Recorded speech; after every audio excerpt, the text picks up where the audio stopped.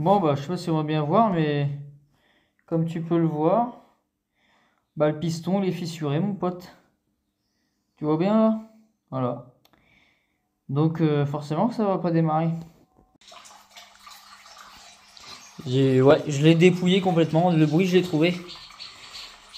Elle s'est mise à caler en pleine route. La roue s'est pas bloquée, heureusement. Et impossible de redémarrer, donc je cherchais s'il y avait un problème d'allumage, d'injection, ou un capteur, ou une connerie. Impossible de trouver la panne. Je fais un test de compression. J'enlève les bougies avant, les bougies sont de bonne couleur. Et je fais un test de compression 3/5. Bon, bah je me dis c'est peut-être mort. On fait un test sur notre bécane, 4 bars. Je me dis que le mano il est mort. Et le mano n'est pas mort. Le piston a l'air fissuré d'après la caméra qu'on a mis dedans et du coup bon, on verra pas, mais là je vais déculasser et on verra l'état du piston, mais pour moi il est fissuré, c'est sûr. Parce que impossible de démarrer à cause même pas rien, pourtant il y a tout.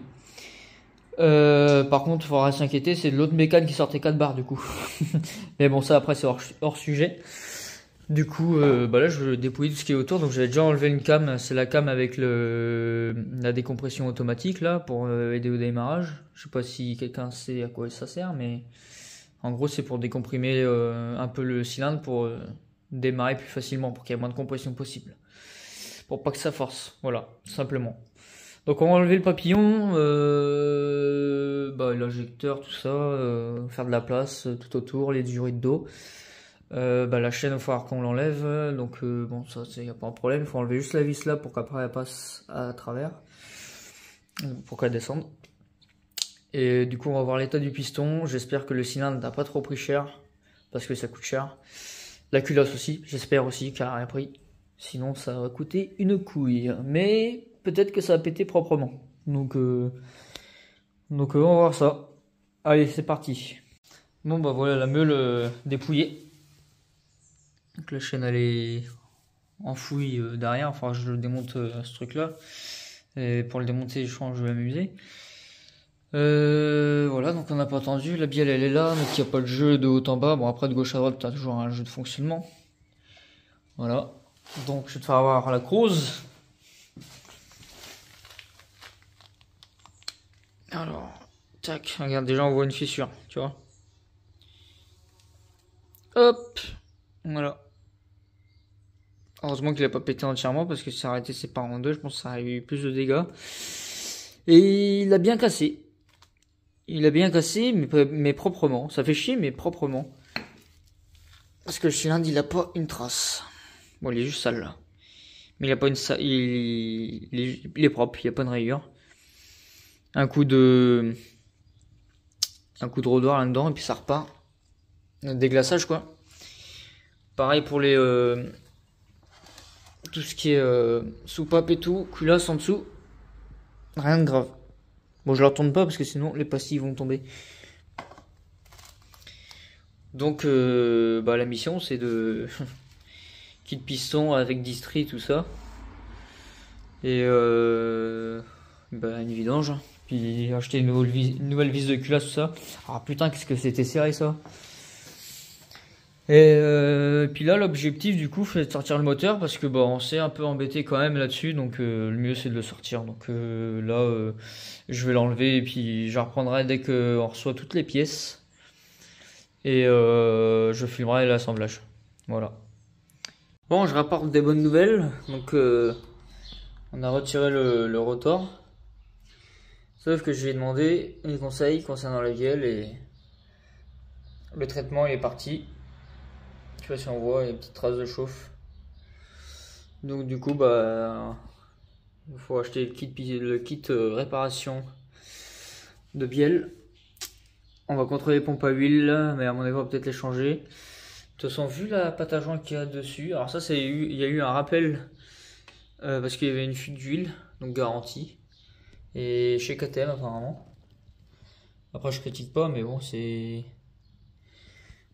il y a eu une tonne de pâte quoi. Donc je me demande si c'est pas ça qui a créé la merde quoi, tu vois.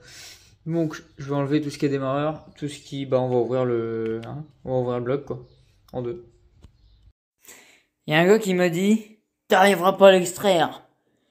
Il faut l'outil spécial. Tu vois? Il y a un pas de vis. Oh putain, je l'ai retiré. Ah ouais, tu vois, il n'y a pas besoin d'outil spécial.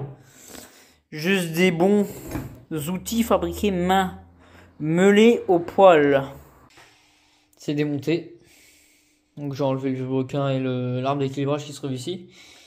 L'arbre d'équilibrage qui entraîne la pompe à eau qui ressort de l'autre côté embrayage. La de boîte, je pensais plus compliqué que ça, mais c'est un jeu d'enfant. C'est un truc de ouf. Ça change des boîtes DSG. Hop, le vélo, l'arbre d'équilibrage. Donc, il y a un truc que j'ai remarqué. Au niveau de l'arbre d'équilibrage en côté allumage, le carter, tu as un trou ici avec une vis. Et en fait, cette vis, elle sert à rien, mais elle sert à piger. Et je sais pas si on va regarder, mais normalement on va voir. Hop. Vous voyez, il y a un petit trou là. Et à mon avis, c'est pour piger le bas moteur, pour faire la distribution. De toute façon, on verra ça. On verra ça. Donc du coup, là, ce que je vais faire, je vais déposer le barillet.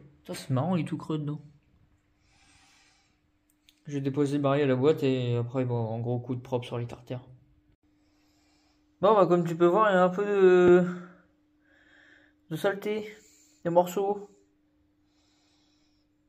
Pas joli, c'est bon, joli. Ouais.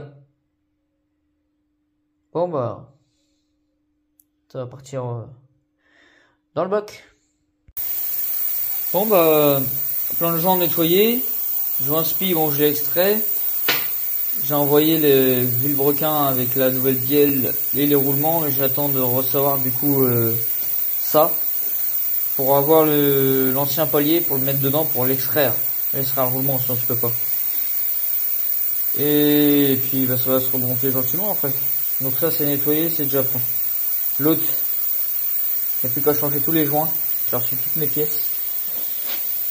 Ouais, un peu de bordel, mais il y a tout ça déjà. Donc un peu de taf quoi. Bon, bah, on se retrouve là. Bah, désolé, j'ai avancé de fou. J'avais pas eu le temps de fumer parce que j'ai plus de batterie comme d'hab. Donc tout est remonté. Il reste plus qu'à serrer la culasse correctement. Hop, voilà. Donc là, je suis en train de faire la pompe à eau et après je serre la culasse correctement et il restera plus que la distribution. Donc ça, c'est le plus intéressant. Bon, j'ai pas filmé parce que j'ai bien galéré. C'est une merde. Avant de remettre ça et l'arbre d'équilibrage, déjà il faut les mettre les deux en même temps. Mais avant de mettre ça, il faut mettre t'as un genre de palier pour ton culbuteur. Et il faut pas que tu oublies, t'as l'axe avec les deux culbuteurs. Et pour remettre la distribution, ouais, pareil, la chaîne, tu galères un petit peu. Et sinon, t'as... On va pas voir si je vais mettre le flash. Là, t'es au repère, ici, pour l'arbre d'équilibrage. Repère ici, arbre à cam. Bon, là, j'ai remis le bouchon, mais on était bien pour le bas moteur. J'ai fait ton moteur, nickel. J'ai pas eu le temps de filmer. On l'a remis dedans. Donc, il reste plus qu'à remettre tout ce qui est branchement. Malheureusement, j'ai la cage à aiguille qui a explosé des bras oscillants. Donc, à mon avis, il va falloir que je les rachète. Exploser les bazars. Donc je ne vais pas pouvoir rouler tout de suite, mais au moins je pourrai la démarrer. Donc là, moi je vais remonter tout ce qui est autour. Et puis on va passer au démarrage.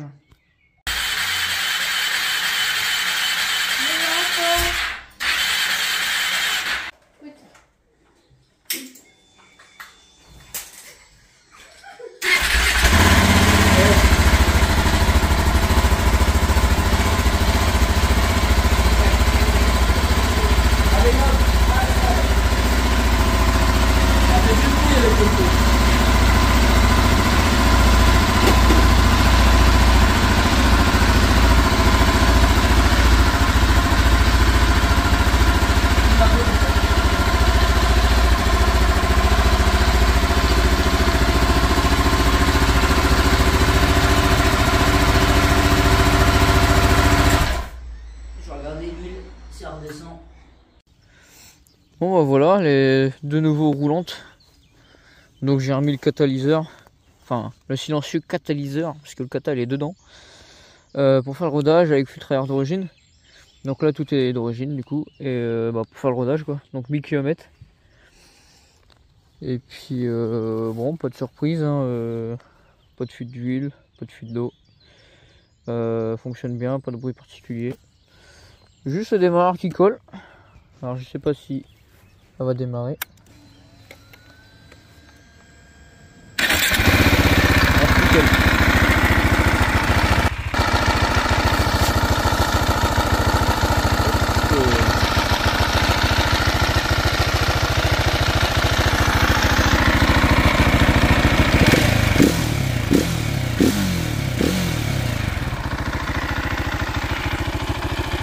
Oh voilà, là c'est fini. Allez, à la prochaine.